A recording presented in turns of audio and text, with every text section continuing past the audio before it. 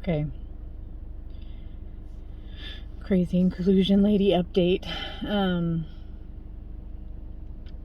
So I I looked at some papers that my kiddo brought home today, and they're plotting things on a graph, and he's able to do some of it, but not all of it, and that he can identify congruence and some things like that.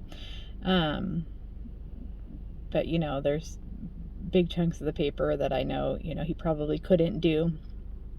And so I was thinking again, like I wonder if he's bored or is able to access things, and if this idea to do this with him, I mean, I'm seeing all kinds of benefits, but I wonder how he's feeling about it. So I always like to kind of check in with him. And so we're driving to school today, and I asked him if he preferred when he was in the class, and I named off some of the self-contained kids that he was in the class with, and he said, "Oh, you mean before COVID?" Which, that in and of itself, like the fact that he used the term before and had like an accurate point of reference, like a year ago, 2 years ago, that would not have been possible.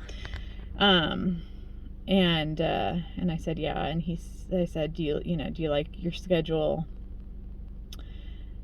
now, or did you like that schedule better? Which did you like better? And he said, I really love my schedule now.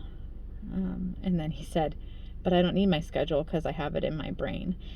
And that was just another thing that struck me, because he really does have it. And then he went on to name, like, I go to first period, I go to second period, like, and he went off to name his schedule, which is huge, because that was a big worry at the beginning of the year, that he wouldn't know how to get from class to class, and he needed a peer buddy at the beginning of the year, and he still needs peer buddies when his schedule changes. And he needed a picture schedule of where he was going at the beginning of the year, and now he's got his schedule in his brain. And that it's, not only is it the content that he's learning, but all of those adaptive skills, all of those social emotional skills, all of that communication that has just grown by leaps and bounds with him being included, which is so funny, because that's always the reason that kids are excluded, is, oh, but what about their adaptive goals? And his adaptive skills, oh my gosh, the first time that he had a fire drill and didn't know where to go, and now